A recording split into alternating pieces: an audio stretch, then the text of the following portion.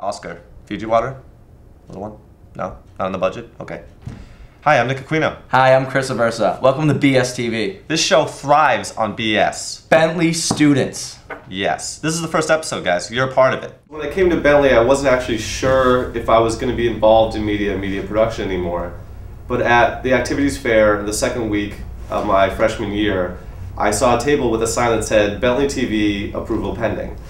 And obviously that was something that interested me, and I approached them and they told me to come to the first general meeting.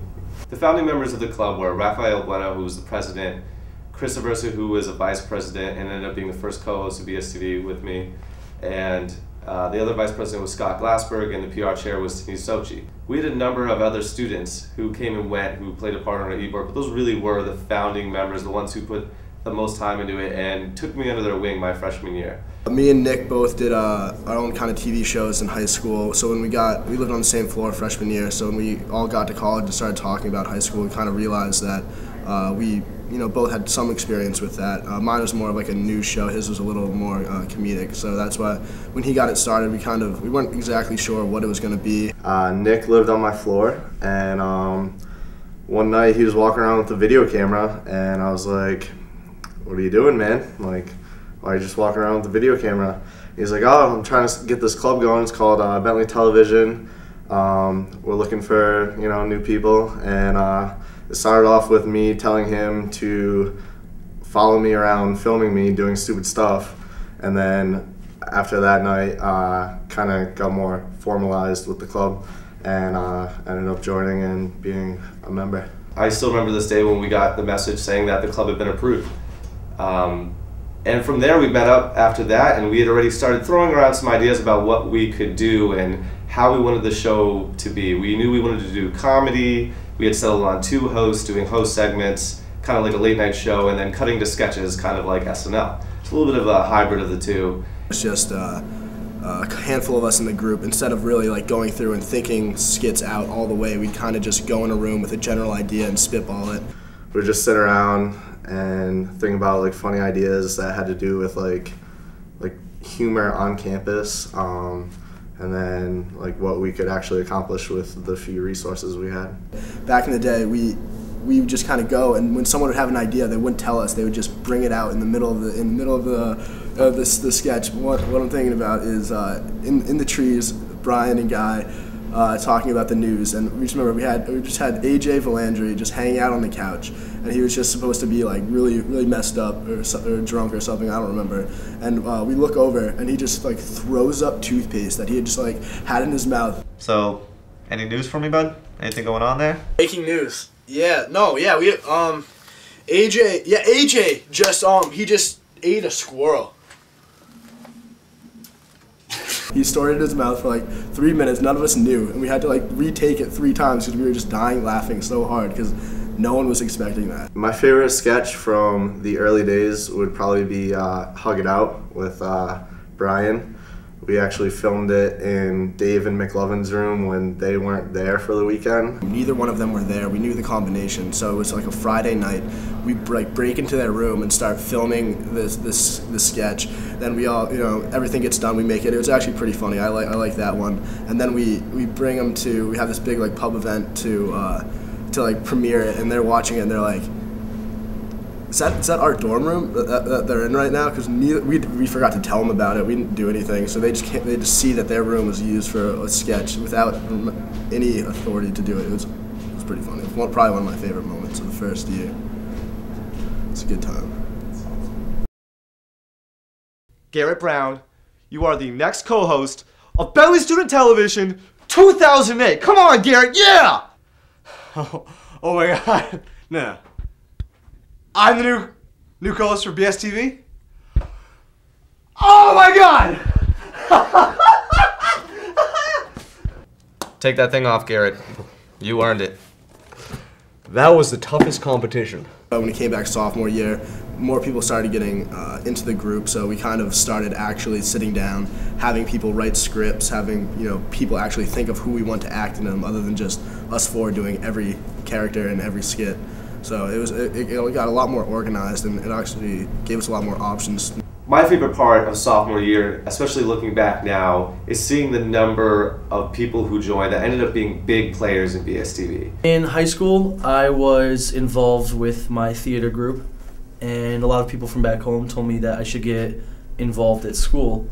And I signed up for BSTV at the activities fair. It seemed like there was a bunch of cool guys, and I went to one of the meetings, and it was just funny, and I felt really at home. Heard about the group, and I decided to join. So we started doing, the first thing I did was the co-host search.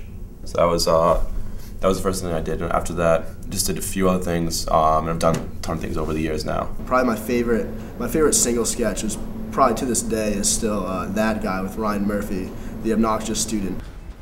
Yeah, Professor, I'm getting 34.2. Is that right? Actually, the answer is 34.21.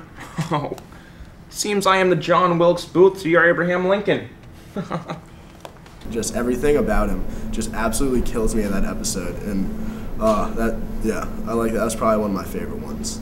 I was in intro to video at the time, so I had a couple camera skills that I thought would help me at BSTV, and I really was able to contribute a lot. I had a lot of fun there, and I was able to work on a lot of great sketches. I ended up going to the first meeting. Nick was real nice. He kind of invited me to come by, and I got involved really quick. I started brainstorming, and immediately I noticed that the environment was a place that I could express myself, have a good time, and kind of do the things that I wanted to do. The brainstorming sessions are probably one of my favorite things, especially when Chris Hall joined the group, because everyone would come and we'd have a whiteboard. We'd put up, everyone would have one or two ideas, and then Chris would just bring out his sheet and just read off a list of probably 10, 15 new ideas every time.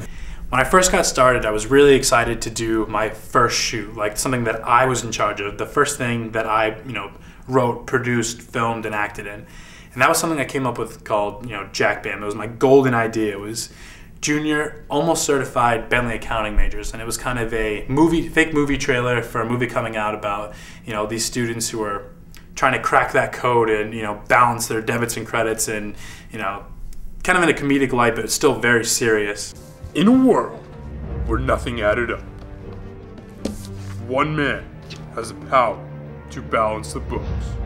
And being on set there and kind of looking at all this equipment and telling people what to do, or what comes to light, is someone will say, "Hey Chris, well, what do I do?" And at that moment it's kind of like, I'm in charge here. This is something that I would love to do as a career, because it's a lot of fun. I'm in charge, and this is my film. This is something that I can go and take and say, I did this, I created this. Chris Hall came up with a lot of great ideas, and he said, you know what, BSTV's great, and he was a big part of that, but he had a lot of ideas for different productions, and he began making them that year. He made intramural sports highlights, he made a cooking show, and he started the show Your Campus Now, which is a weekly campus events update. Now it seemed we were a more legitimate TV station. We had more than just a one show. We had a variety of programming. We had a channel that RHA ran that had all these great movies. Every month we'd get a new set of movies, and that we were on we'd give them our episodes and they'd schedule it in. Our sophomore year, we also got the additional responsibility of managing the movie channel here at Bentley. Previously, that had been managed by RHA. They would schedule some really recent movies. They would get to schedule it and broadcast it on Channel 3. They passed that responsibility on to us because it was a little bit more relevant that Bentley Television would handle that, managing that channel. So after we got the station up and running and got our content on there, we're scheduling the movies and we were advertising this, and advertising that, we now had this network. It kind of propelled the club a little bit forward, giving us more responsibility and giving us a great opportunity. There's something I called the dark ages of BSTV, and that was kind of a point where we weren't really sure what was going to happen. And it just started getting good. We're making everything work really well. With everyone's actually realizing that we had movies, and we were really getting BSTV out there. And then, budget cuts happened, and they actually took away the channel. So for a brief period of time, we had no channel at all. So we almost thought it almost was the end of BSTV right there. We had no way to show people what we were doing. So a couple bright geniuses of us went through the renaissance of creating a website as a way to distribute all the different films and our previous content that we wanted to showcase. We put hours and hours of work into actually creating this website, thinking that it's going to be our only means of getting our content out to the campus. And then, of course, Nick came through, and he put in more effort and time than anybody has in any club here that I've ever seen or heard of. I began to research broadcasting systems. How much do they cost? And what do we need to function as a TV station? So I think Nick did a ton of research looking up what options we have, and I think he kind of came up on one that seemed like it would work out well. He was able to present it to AIA, and eventually was able to get funding for it. I found the one that worked perfectly for what we were trying to do. And fortunately for me, a number of other prestigious schools in the area used the same system for their small TV stations, which were pretty similar to what we were trying to do. On top of just things that I really thought that they've done a really good job with, people back in the day would actually recognize me for BSTV. Some people don't really remember it anymore, but I've had actually a lot of people come up to me and talk about how good a job they did on 301. Oh, I'm sorry. Your names? Brett. Right. Katie. And you know Laura. Yeah. You guys are having a problem with cohesion. How about trying the human knot? That's what I said! Which it was really funny. It was really more well done, more developed than anything I was ever a part of, definitely. And anything else that they've done, I think it was just really a step above of what BSTV is kind of known for. In the beginning of junior year, we were doing BSTV, and the idea was pitched that we should make a sketch about GB 301. And I remember still going back to my room, sitting down, pulling out my notebook, and trying to write a sketch about 301. And he came back and said, guys, I can't make a 3-minute sketch about 301. There's just way too much content to put in there. And I think that's when I got the idea of, what if we made it into a longer a mini-series rather than just one sketch? And Keith really jumped on this idea and knew it was something we could do. Keith was adamant that we can make this 301 miniseries and we could do it well. One of the things about writing 301 is we tried to get as many real-life stories about 301 that people had. And once we came up with the characters, we sat down and we said, okay, so what can the plot of the series, the plot of each episode be? And we started to hash that out. So we really took all the stories we could ever hear about 301 and tried to incorporate it into this somehow. Then over winter break, Keith wrote up basically the whole miniseries and sent those scripts over to me, and then I worked on the scripts too and threw my ideas in. And when we went into junior year, we jumped right into casting. I was part of an on-campus miniseries called 301. I went up against a few other people, and when I came into the audition, it just felt right, and we were all laughing, and I came up with some good stuff on the spot. So I got the role of Tanner, the 24/7 orientation leader / possible druggie. And I just kind of took it from there. We had about 3 or 4 different people audition for each role for 301, and the group we brought together did such an amazing job. I read the first group of episodes, and they were kind of in their rough form. They were funny, but they weren't quite there yet. And then eventually it blossomed, and I got to see the final scripts, and that's what really encouraged me to audition for the part. And I did a lot of acting in high school, but I didn't bring it to college. I wasn't fairly comfortable with any of the clubs on campus. I was kind of hesitant and shy to actually put myself out there.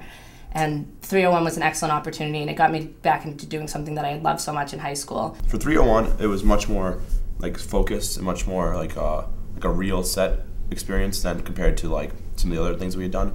I mean, we showed up there was a production team. Everything was the lines were set in stone. We wrote them previously. We had to practice them. There were 2 cameras all the time, so the production quality was much better. People involved in it were very focused. They were very committed to it. Everything looked good. We're really excited to get started with our first day of shooting, and I think it was right before our first day of shooting we got a call from one of our actors saying that unfortunately he was going to have to back out and he was not going to be able to make it to any of the shoots.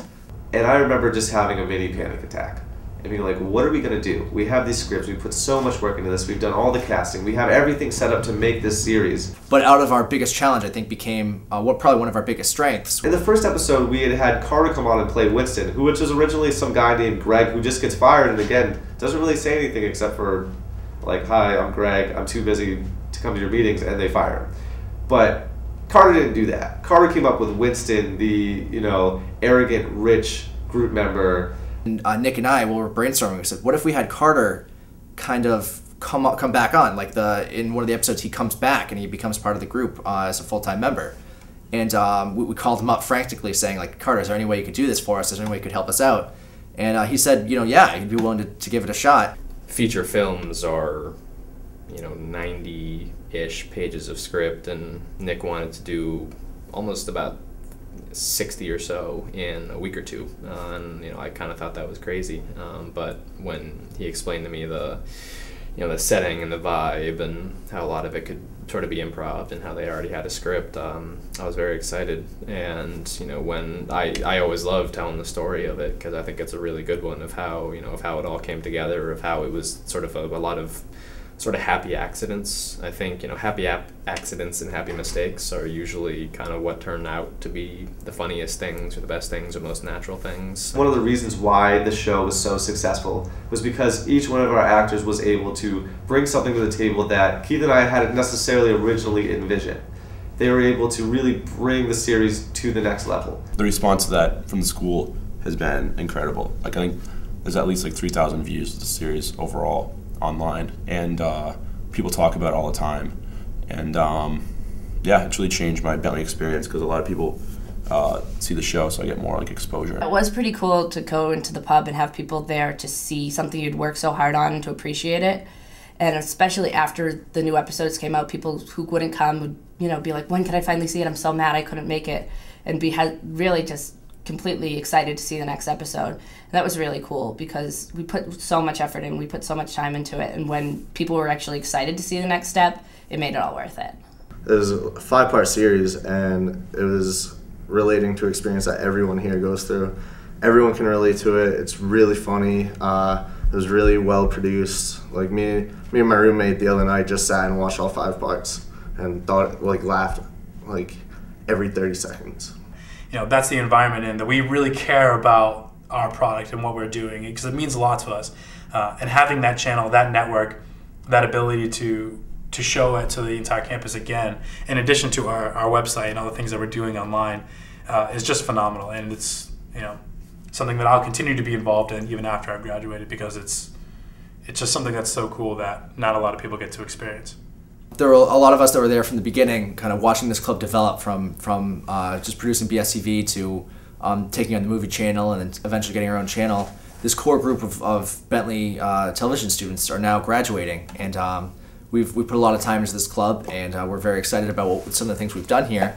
But one thing we had to think about was the future. One of the best parts of senior year for BSTV for me is working with our incoming e-board members, many of which are freshmen, and our sophomore incoming president, Ian Daigle, because they have so many great ideas, and they are just naturally so much more organized than we are. They were quick to learn, very eager to continue some of the great productions that we've done so far. So we put a lot of effort our senior year into kind of developing some of the young talent, identifying who can kind of carry on the club and keep it moving forward. They have already come up with a number of productions they're interested in pursuing. Student reactions, international student profiles, a new cooking show.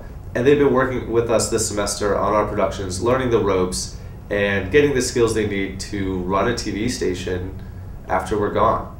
So we're really excited to, after we graduate, to be able to look back and see some of the new content they're making and just think about how we used to be part of that, and then they really took it and went with it and really made it their own.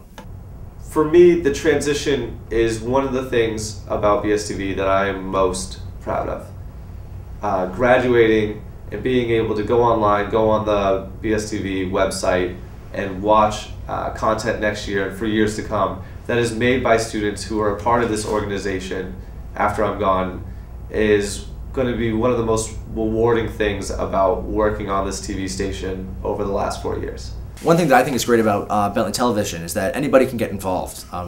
We're always looking for people to write, to act, to learn about being behind the camera. So any interest you could possibly have in working at a television studio or being on the set of a shoot or just producing some creative writing. There's many opportunities here for anyone to get involved. There's no level of experience required. Many of our people joined Bentley Television with no experience and ended up being some of the funniest people we've had on the set here. From BSTV, I'm Nick Aquino. I'm Chris Aversa. And I'm Garrett Brown. I'm Joe Nascimenti. You're fired. You're fired too. You're fired. You can stay. You're cute. fired.